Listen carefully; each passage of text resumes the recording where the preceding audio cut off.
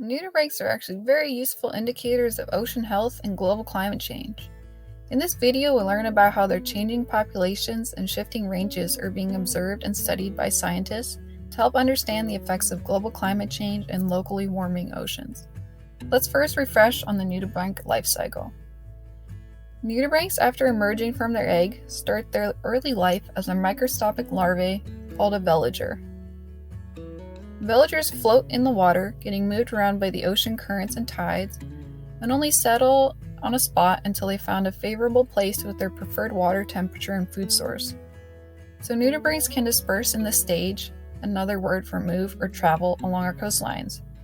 When they find a good spot, they metamorphose into an adult and lose their protective shell, and become the colorful creatures that we can see in the intertidal zone along the western U.S.'s coastline, as well as around the world. Nudibranchs as adults don't move very fast or far, so they must live near their food. Their prey includes anemones, sponges, algae, bryozoans, and a few other different food sources. Marine scientist and Professor Steve Smith says sea slugs have a very short lifespan, usually less than a year old. So it means they're going to respond very quickly to changing environmental conditions, particularly if their food disappears.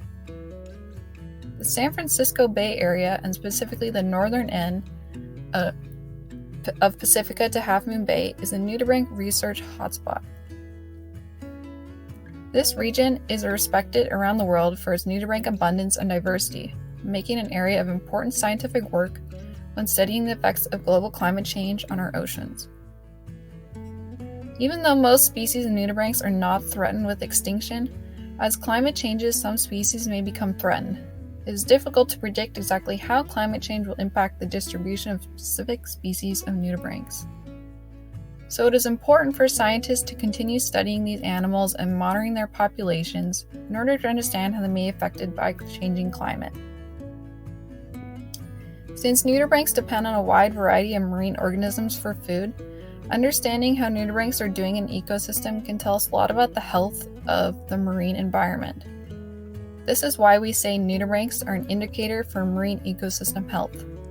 If we can understand how climate change is affecting nudibranchs, then we can better understand how the rest of the marine plants and animals are doing. In 2018, nudibranch researcher Dr. Jeff Goddard found that 37 species of nudibranchs, which live on the west coast of North America, moved north. These movements north occurred during an El Niño marine heatwave. Did he find any species moving south? Nope. No, he didn't. Not a single species range was documented shifting southward. A similar study was conducted by researcher Terry Goslinger and his team in 2011 on climate change in nudibranchs. They predicted widespread nudibranch range shifts tied to warming ocean temperatures. Their climate models compared where 56 nudibranch species usually live in comparison to the temperature at the sea surface and sea surface height. Their models showed that where warm temperatures occur, ocean currents that move north, where weak upwelling also occurs, all combined is where southern species of nudibranchs are predicted to move northward. One sea slug in particular, a northern Southern California species, has moved north, which confirmed Terry's predictions. Which species is that?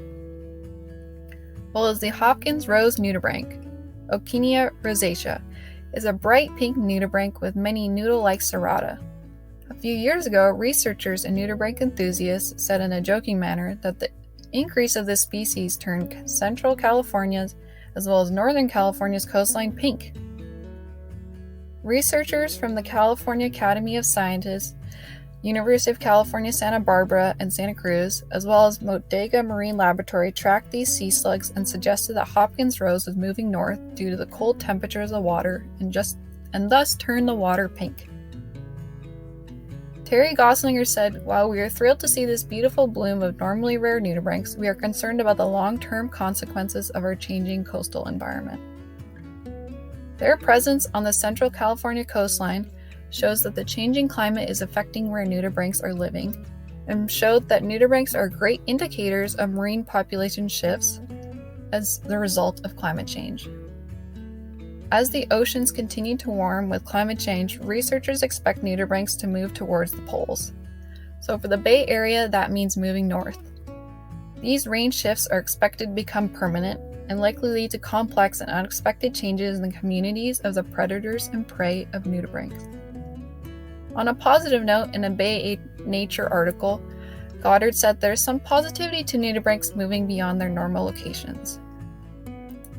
He said we should be grateful to have these little invertebrates as climate signals because they aren't wreaking too much havoc on a large scale, and their range shift isn't as much as tragedy as starving pelagic birds and sea lions.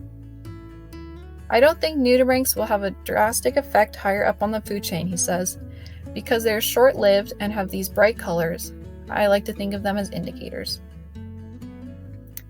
So even though the climate is changing, water temperatures are generally warming along the west coast of the US, nudibranchs are a great tool to help us understand what is going along on our coastlines. They may be small, but it's sure awesome that these colorful creatures can play a big role as indicators of our ocean health.